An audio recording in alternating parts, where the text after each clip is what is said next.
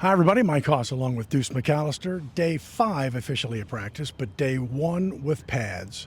So immediately you feel the difference out there, right? I mean, tempo, first camp fight, let's get that out of the way.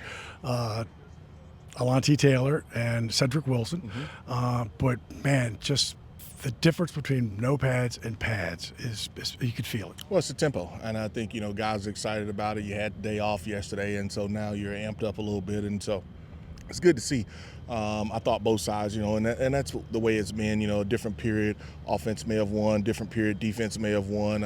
Even on 7-on-7, and that's just 1-on-1. There was some pretty good stuff. 9-on-7, same kind of deal, and you get your first action of Chase Young getting involved in team, and immediately you see him use his power, and so I think that was a little shocking to some of the tackles that he's gone up against. It's like, I'm not going to beat you with speed. I'm going to beat you with a bull rush, and for him to get that push and that pressure, and so you saw some good stuff, and obviously a little scuffle between the receiver and the DB.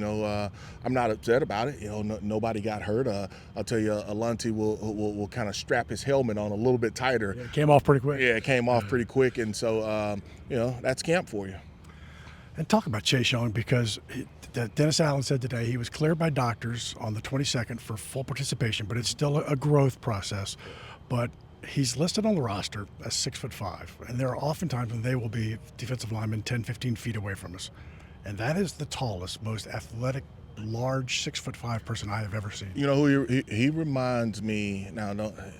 I don't know if he can live up to the status of Julius Pepper. He's not as tall as Julius. I played against Pep. He reminds you of Julius Pepper. Now, Julius was probably a little more slimmer. Chase is a little thicker, but I mean, that's the type of talent that he has, and I mean, he is a big.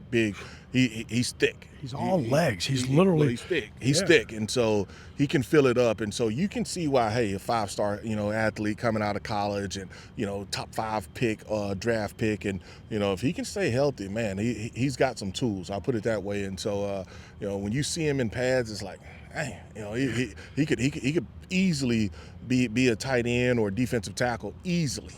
But for perspective, just as a reminder that it is early, Coach Allen said, look, we're just putting in install of 1 and 2. We haven't done third down. We haven't done red zone. It's just, it's a great. No, they had you haven't seen any. They blitzed today. I mean, you had blitz. I mean, but you haven't seen any short yardage. You haven't seen third down. You haven't seen any of that type of work. So that'll come, and that's probably done purposely because they wanted to put the pads on, and so hard to practice some of those third down and red goal line without any pads on. But hey, some teams do it, and so let's get good at what we know we can do, and then some of those specialty situations you can kind of practice on those, because we hadn't seen them do 2-minute, any of that type of stuff, and so at some point that's what they will work on heavily, and so it's still early in the process. You're still mixing and matches. They kind of rotate the safeties, whether it's period by period or whether it's third down or nickel or whatever it may be, as far as just a call. Let me put it that way, not necessarily third down. Hey, against this 3 receiver set, we're going to play